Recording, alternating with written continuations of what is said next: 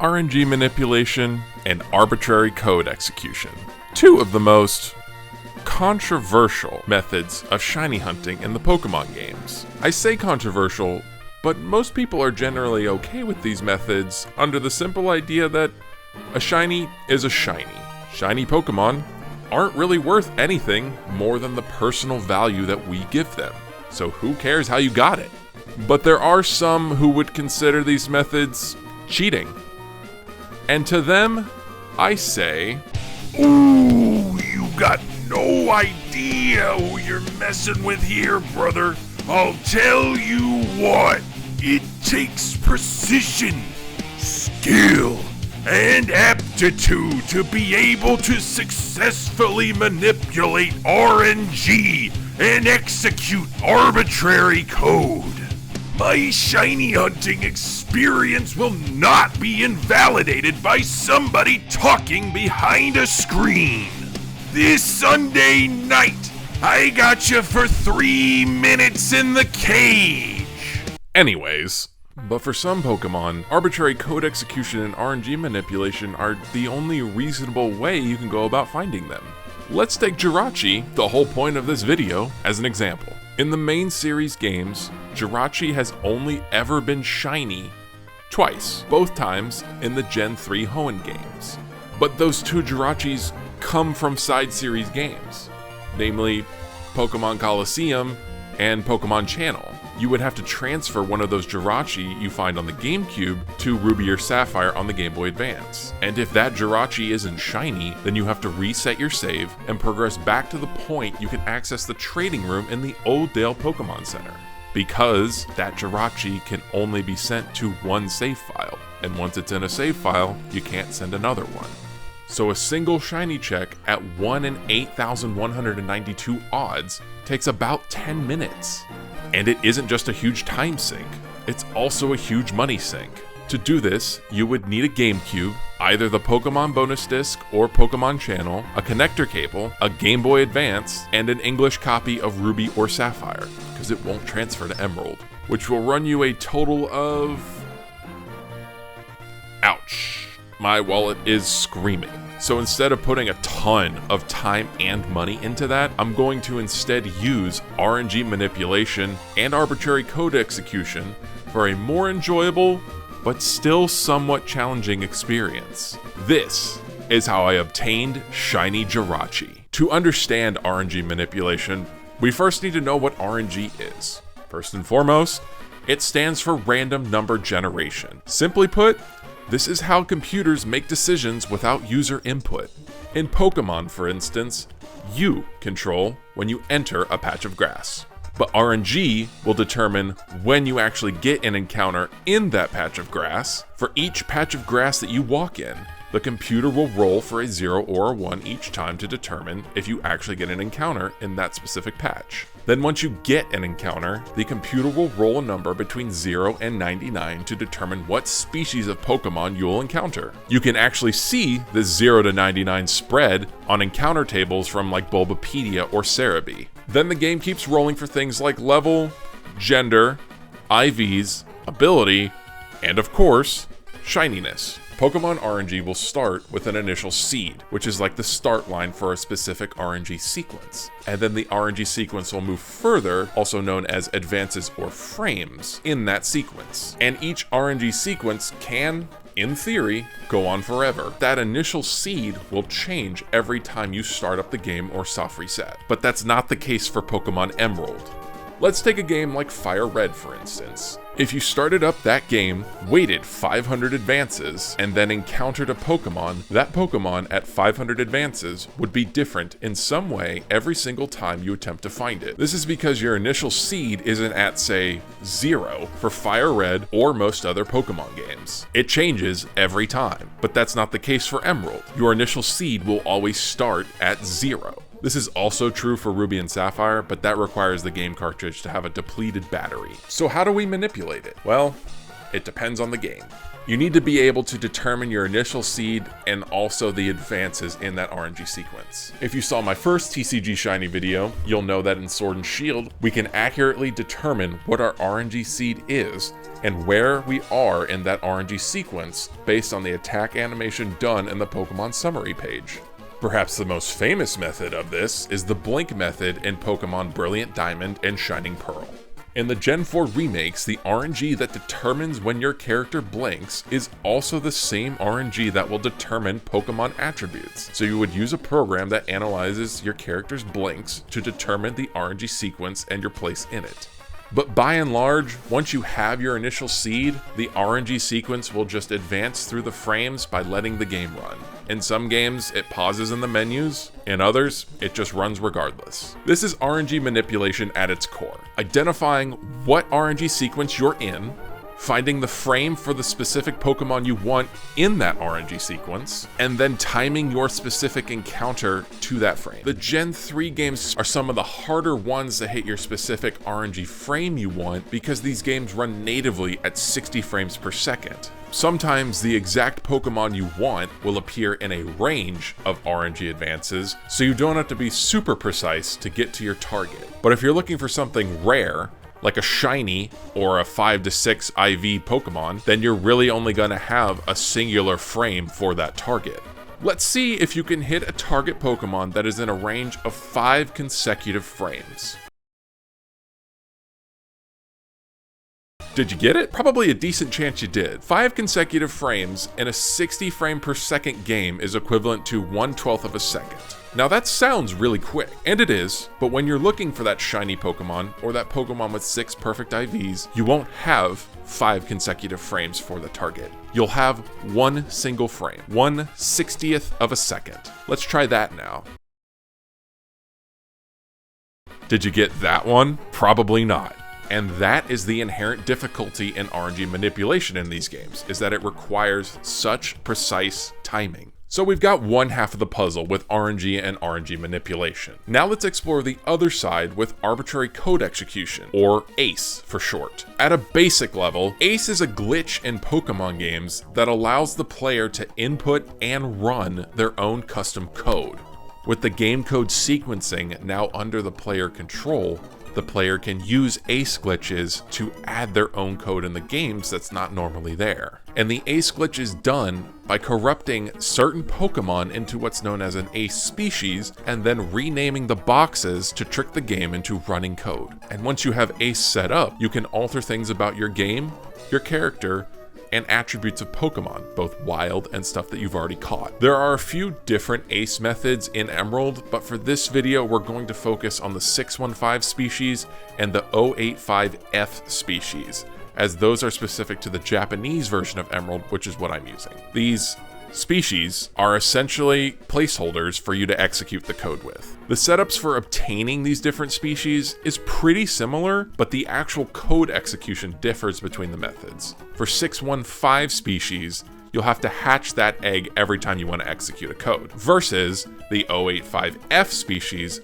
which you only need to hatch once and then view the summary screen for. But we need both because there are some things that 085F can't do that 615 can. Before we can really do any RNG manipulation, we have to first determine the secret ID or SID that is associated with the save file.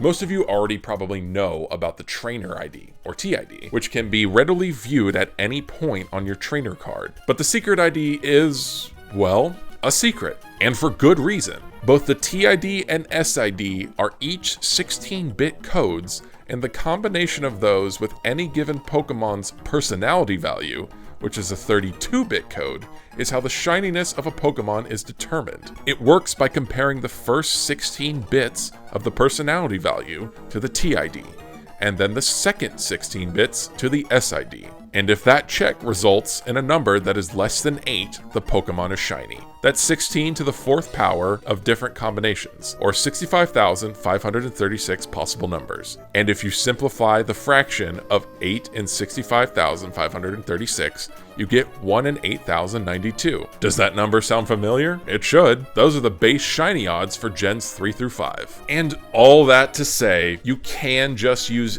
Ace to manually change your TID and SID. In fact, it's even a required step for this specific Jirachi we're going to find. So you can skip this section if you'd like, but if you don't care for Ace, then this will help you do RNG manipulation. But we will need to use RNG manipulation later on anyways, so this section will be helpful for learning how to do that. You'll need a couple of programs on your computer before getting started. The first is Pokefinder by Admiral Fish. The other is Eon Timer. Let's begin. Before resetting your save, ensure that your text speed is set to fast. In Pokefinder, open up the Researcher tab. You'll want to set an advances range of 990 to 1015. In the Custom section, utilize Custom 1 and select 16-bit high and divide it by 1. Set this window aside until you know your trainer ID. Start a new game and get all the way to the character naming screen. Set up Eon Timer in the Gen 3 tab for a target frame of 950. We use 950 here because it takes approximately 50 frames for the SID to be generated once you confirm your name. And we have our advances range set to be between 990 and 1015 to account for minor deviations from our target frame of 1000. You'll also want to ensure you have the correct system selected,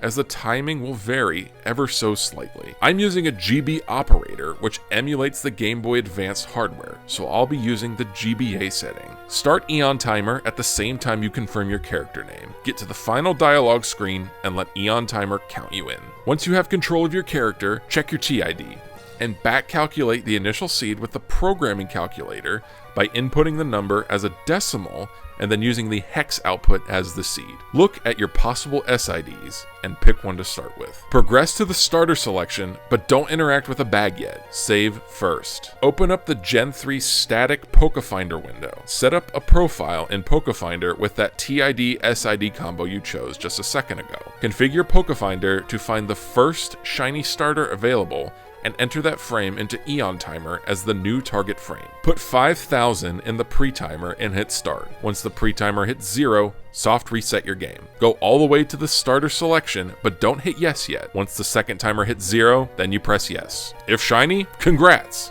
You are incredibly lucky. If not, no worries at all. It is actually really insane to get it on your first attempt. But you want to take the stats and the nature of the Pokemon you did get and put that into Pokefinder to see which frame you actually landed on. Anything more than 60 frames off of your target frame is probably not what you're looking for. Once you find the frame you did land on, put that into the frame hit section at the bottom of Eon Timer and click update. This calibrates your timing to be more precise every time you do it. You'll want to keep doing this process until you are within 4 or so frames of the target, or you get the actual target. I say 4 frames because, as I mentioned before, this game runs at 60 frames per second, so 4 frames is a very precise calibration, so errors can be chalked up to just a very minor deviation in your button pressing that will be different nearly every time. But once you hit the target, you'll know if your SID is the correct one if the target is shiny. If it is, congrats! You now know your TID-SID combination and can freely RNG an Emerald. If the target frame isn't shiny, then you have simply ruled out that specific SID you selected. The good news is that you are well calibrated for the RNG attempts, and you just need to select a new SID and target shiny frame. Rinse and repeat until you finally get the correct SID. If you run through all of those SIDs, you can either expand the range or start the process completely over and try to better time the character creation portion. Now it is time to set up for the 085F Ace species. We'll first need 3 Pokemon. We'll need to catch a Ralts on Route 102 that will be traded for Dots the Seedot in Rustboro City. Then we'll need a Volbeat from Route 117 that will be traded for Pluses the Plusle in Fortree City. And finally, we just need a regular Shuppet. It should be noted that if you already have done these trades, Ace species setup becomes near impossible. The reason being is that Dots is the Pokemon that gets corrupted into the Ace species, and Pluses is the corruption initiator. So having their specific personality IDs, or PID, and their respective original TID makes them much more stable for the corruption to actually take place. Now, take Pluses to the Move Deleter in Lily Cove City, and get rid of every move except for Growl, which should be in the 4th spot. Now we'll head to the battle frontier to do some cloning. Right now, we just want to make one clean copy of both dots and pluses in case we mess something up later on. We'll do this by putting the Pokemon we want to clone in the PC, exiting the PC, saving, then remove those Pokemon from the PC. Talk to the battle attendant, select 2 Pokemon for battle in the level 50 circuit, allow the save option to appear, and then soft reset before clicking yes to save again. Once the save is reloaded, you can head to the PC and see that you have successfully cloned dots and pluses. Next, we'll need some Pomeg berries. You'll find a sufficient amount of these at the Berry Master's house east of Route 122. Now it is time to EV train dots, and to a lesser extent, Shuppet. First, head up to the 3rd floor of the Lily Cove department store.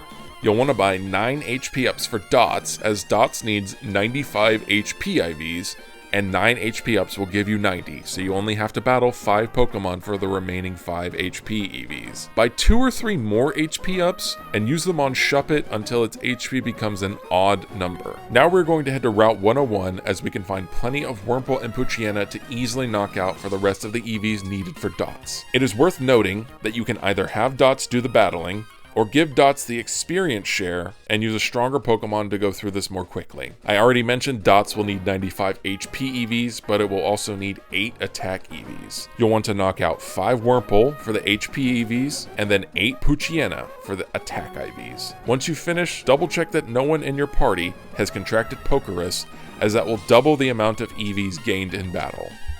If you use the experience share, remove it from dots now. With dots now properly EV trained, it is time to clone again. Ensure that boxes 1 and 2 in your PC are clear. Then put the EV trained dots and one of the pluses into box 2. You'll need 5 clones of pluses and 6 clones of dots.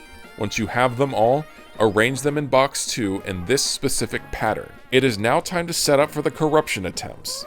Your party should consist of a weak Pokemon that you can easily feint, Shuppet, and a 3rd Pokemon. I use my Fly Pokemon in the final spot. You'll want to feint the weak Pokemon wherever it is easiest for you. Then you'll head back to Route 101 and put Shuppet in your lead. Get into an encounter and use Curse. Then run away. Repeat this once more. If Shuppet's HP was set up correctly, it should have 1 HP remaining. Then you want to arrange your party as follows. Your feinted Pokemon, Shuppet, then your 3rd Pokemon. Save your game. We are now ready to begin the corruption attempts, and you should not save your game again until the corruption is successful. Here's how it goes. Find a wild encounter. Swap Shuppet for the 3rd Pokemon in your party, then run away. Return to the Pokemon Center, put away your 3rd Pokemon in any box except for box 1 or 2. Close out of your PC, then use a Pomeg Berry to feint Shuppet. Exit the Pokemon Center and find another wild encounter. If you send out what looks like a Mega Unknown, you're on the right track. This is called a Decamark, and it is a placeholder for a huge amount of data that isn't meant to be seen by the player. Go to your party and view the Pokemon summary screen for your non-Shuppet Pokemon. Press B twice, leaving the summary menu and then leaving the options menu.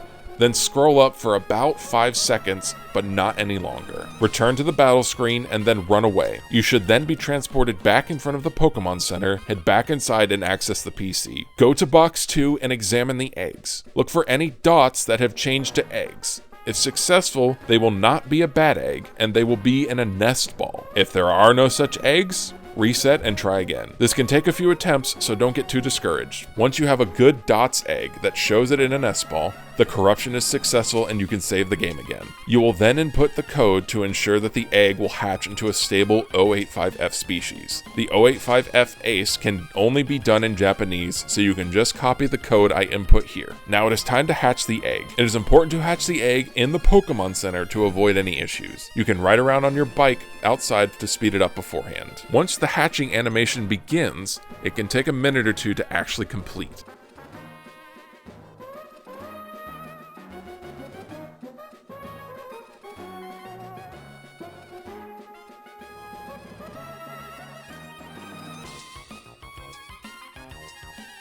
If the egg hatches into a red Decamark, Congratulations! You now have a stable 085F species to execute ACE with. If the game crashes, you likely entered the wrong code. The Japanese characters can be very tricky to read on the in-game keyboard, so I recommend using a resource like Wiktionary and an online Japanese keyboard to understand what the characters are and where you might find them in-game. We are going back to Pokefinder and utilizing the GameCube option under Gen 3 to find the specific channel Jirachi we want. Go to the Searcher tab. Under Settings, change it to Channel.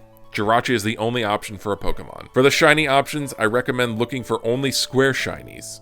Square shinies will have exactly one correct SID that validates the Jirachi, whereas a star shiny will have multiple SIDs, and you'll have to guess and check which one is correct to make it legal. Click search. Once you find the one you want, copy the PID of that Jirachi. On the Pokefinder menu under the Gen 3 tools, you'll want to open up the PID to IVs tool. Enter in the PID of the shiny channel Jirachi you want, and you will then get several IV spreads. The IV spreads for methods 1, 2, or 4 are the exact IVs needed from a wild Pokemon in Emerald that will produce the same PID as your shiny channel Jirachi. Head back to the Pokefinder menu again and open up the static RNG menu. Before going any further, we will need to set up a new profile specifically for a channel Jirachi. The TID will be 40122, which is the same TID shared by all channel Jirachis. But we will also need the SID that will result in your target Pokemon in being shiny. To do this, open up the calculator on your phone or computer and switch it to the programmer mode. Enter the TID of 40122 in decimal format and then convert it to hex. Now let's look at the PID of the Jirachi we want. Split that in half. In the calculator, use the bitwise exclusive OR function and enter the first half of the PID. Use the bitwise exclusive OR function again and enter the second half of the PID. Hit enter and then switch it back to the decimal format. This is the SID needed to ensure your target Pokemon is shiny. Enter that into the profile. In the Searcher tab of the Wild RNG menu, change the location to Route 130. This is the location of Mirage Island and how we will get Jirachi to spawn in the wild. Then enter in the IVs associated with the PID of the method. For example, if using Method 1 IVs, ensure the method is Wild 1. For the lead option, select Synchronize, and for the nature, ensure you select the same nature of the Jirachi you picked in the GameCube menu. This does mean you will have to get a synchronized Pokemon with that nature, but it will help immensely. Hit search. If done correctly, you should only be seeing shiny seeds without having to select the shiny filter. Pick one of these seeds and save it for later. We are now ready to start executing ACE. We will be using 2 of Sleipnir's ACE codes, and the rest will be determined from eShark's ACE code generator. In all, we will use ACE to spawn Mirage Island, create a mass outbreak on Mirage Island, change your TID and SID, move the RNG forward, change Met location, change the ball the Pokemon was caught in, change the game caught language to English, change the OT gender, change Met game, change IVs to match the IVs of the original channel Jirachi selected, change nickname, and change OT name. All but the last 2 will be done with the 085S species. I also recommend you put your Jirachi into PK Hex so that you can track what changes need to be done to make it legal as you go along. And before going any further, I recommend you have the synchronized Pokemon with you, as well as a Pokemon that knows the move Sweet Scent. First, we need to get Wild Jirachi in the game. We'll do this by spawning in Mirage Island and changing the spawn pool there. Wynot is the only natural spawn on Mirage Island, so the ACE code will just change the species from Wynot to Jirachi.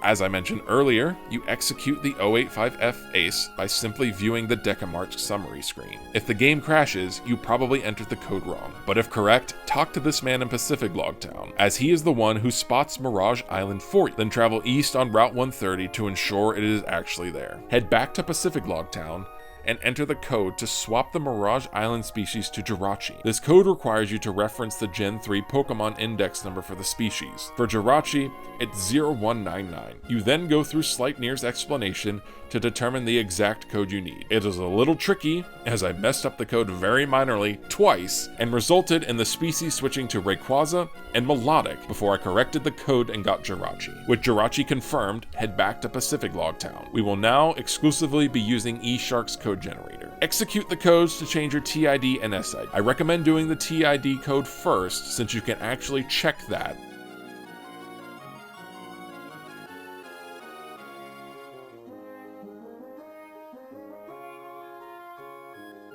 And then the SID code will be very similar to it.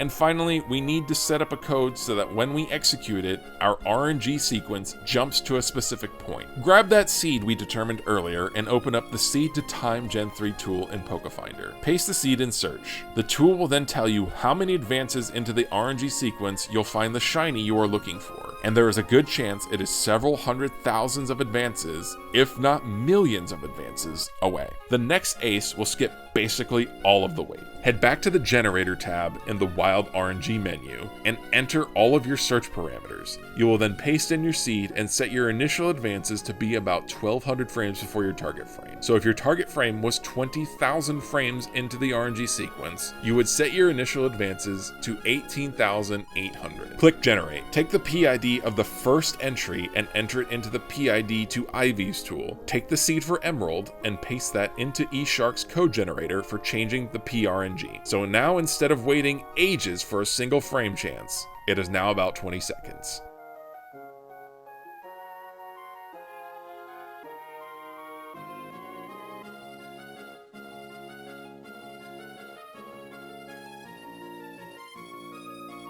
You're now fully ready to head to Mirage Island and use RNG Manipulation to find wild shiny Jirachi. One important note is that using Sweet Scent outdoors carries about a 261 frame delay. This just means you would subtract 261 from your target frame and use that as the input and Eon timer.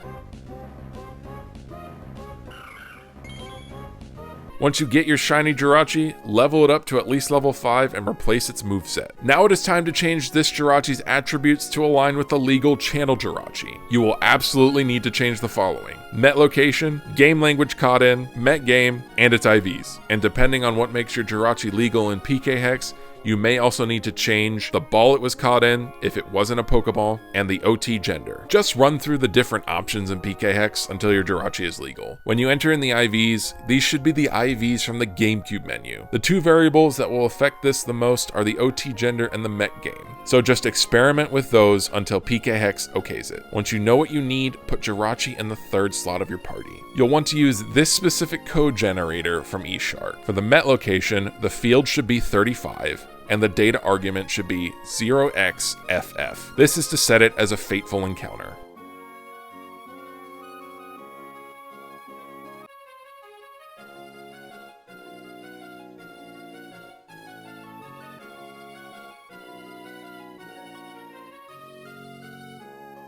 For game language, the field should be 3, and the data argument should be 2 for English.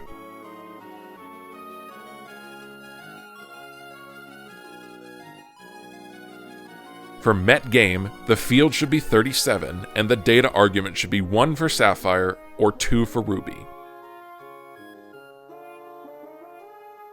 For IVs, the field should be 66, and the data argument is very complicated. It will start with 0B, and then the remainder has to be entered as a string of the binary equivalent of the IVs for your legal Jirachi. So if you had an HP IV of 3, the binary would be 00011. And unfortunately, the string is not in the normal order. So first determine the binary for each IV. Then you will order them as Special Defense, Special Attack, Speed, Defense, Attack, and HP. So if I had an IV spread of 3, 12, 10, 26, 0, 10, the binary equivalents would look like this, and then we put them in the proper order and remove the spaces. So the string should be entered in like this.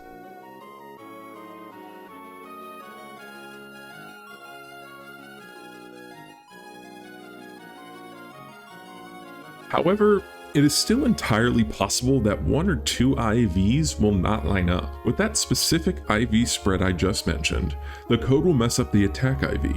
I tried troubleshooting it, but I really couldn't find a workable solution using the full IV spread code. So instead, I just ran the full IV spread to get the other 5 correct, and then used the specific attack IV code generator here to get the final IV correct. For Pokeball, the field should be 38, and the data argument should be 4. If you were lucky enough to catch Jirachi in a Pokeball, you can skip this one. To change the OT gender, the field should be 49, and the data argument should be 0 for male or 1 for female. Again, your character may already be the correct gender, so you could skip this one as well. That is all we can do with the 085F Ace species, so now we have to shift over to the 615 species. Thankfully, it is incredibly similar to the 085F setup. The two main differences are that DOTS requires different EVs, and you have to hatch each 615 egg to execute code. DOTS now requires 21 HP EVs and 6 attack EVs, so grab the DOTS clone and get to work on that. The remaining setup is almost exactly the same, but instead of that specific pattern with dots and pluses, you can just arrange them in an alternating order and add more to increase the chances of receiving a 615 species egg. Once you get at least one good egg in the nest ball, you are good to go. Just clone the egg. I recommend having at least 5. The codes left will require 4, so good to have 1 extra in case something gets messed up and you can clone that one. And it will be a good idea to get that egg close to hatching before cloning to cut down on the time it takes to execute each code. Before executing the 615 Ace, you need to know how to get rid of it safely. Once the egg hatches and the code is executed, head to your PC. Select Deposit Pokemon, then click on the 615 species and release it. Trying to do anything with it anywhere else will likely crash your game. Then you just need to change Jirachi's nickname to Jirachi in English and the OT name to Channel. You'll reference this table that eShark provides a link to get the coding correct for each character you need. For instance, the J in Jirachi would be entered as 0xC4 in the letter 1 argument field.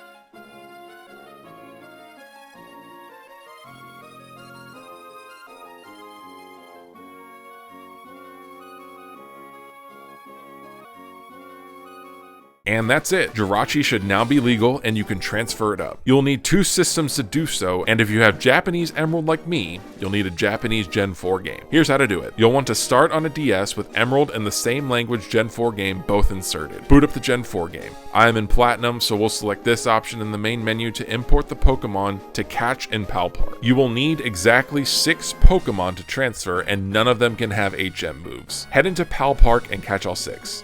They will then appear in your PC once complete. In your Gen 5 game, head to the Poketransfer Lab on Route 15 and begin searching for nearby transfers. On a separate system, utilize the DS Download Play feature. This will then connect with the Gen 5 game and you will just select which Pokemon to transfer. Again, you must transfer 6, but you can just use the same 6 as the Gen 3 to 4 transfer. You'll play a little mini game to snag the transfer Pokemon and then you're all set. On a 3DS with Pokemon Transporter and Pokemon Bank, open up Transporter. This will connect to your Gen 5 game and allow you to transfer whatever Pokemon you wish into Pokemon Bank. Now head into Pokemon Bank and get both that and Pokemon Home on your Switch set up to transfer. Then once the transfer is complete, you are free to move Shiny Channel Jirachi into Scarlet and Violet. This completes the process of obtaining a legal Shiny Channel Jirachi and how to move it up to the most current game as of August 2025. I'm by no means an expert on this, so people like Papa Jefe and imablisy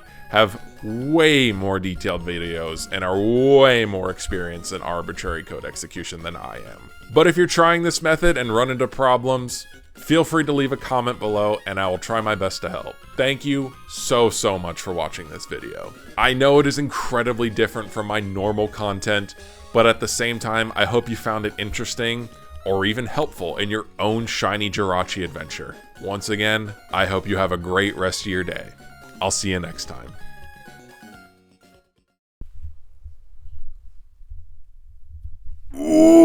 you can. Oh, gee.